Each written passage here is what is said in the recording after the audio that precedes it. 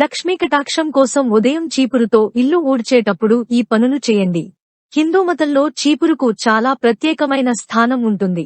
చీపురులో లక్ష్మీదేవి నివసిస్తుందని చాలామంది బలంగా నమ్ముతారు. అటువంటి పరిస్థితిలో చీపురుని ఉపయోగించడం వల్ల లక్ష్మీదేవి ప్రసన్నం అవుతుంది. ఇప్పుడు కొన్ని తప్పులు చేయకుండా ఉంటే లక్ష్మీ మీ ఇంటే నివసిస్తుంది.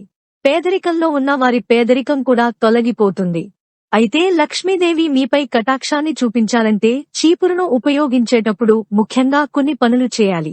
ఇక ఆ 3 పనులు ఏమిటో ప్రస్తుతం మనం తెలుసుకుందాం. హిందూ ధర్మం ప్రకారం సూర్యోదయం అయిన తర్వాత చీపురును ఉపయోగించడం మంచిది కాదు.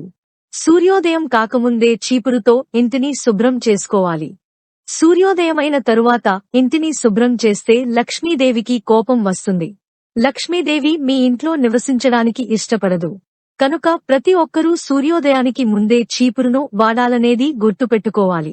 ఇక కొంతమంది చీపురును ఉపయోగించేటప్పుడు దాన్ని కాలి కింద వేసి తొక్కుతూ ఉంటారు. అది ఏమాత్రం మంచిది కాదు. చీపురును లక్ష్మీదేవిగా భావిస్తాం కాబట్టి చీపురుని కాలి కింద వేసే తొక్కితే లక్ష్మీదేవికి ఆగ్రహం వస్తుంది. వారి ఇంట లక్ష్మి వెళ్లిపోయి అలక్ష్మి తాండవిస్తుంది. పొరపాటున మీ కాలికి చీపురు తగిలిన చీపురుని మొక్కి తప్పును క్షమించమని అడగాలి. ఇక ఉదయం ఊడ్చిన తర్వాత చీపురును శుభ్రంగా పెట్టుకోవాలి. మురికి చీపురు దరిద్రాన్ని ఆహ్వానిస్తుంది. కాబట్టి చీపురును ఎప్పటికప్పుడు శుభ్రం చేసుకుని పెట్టుకోవాలి. అంతేకాదు చీపురుతో ఊడ్చే భాగాన్ని ఎప్పుడూ పైకి పెట్టకూడదు.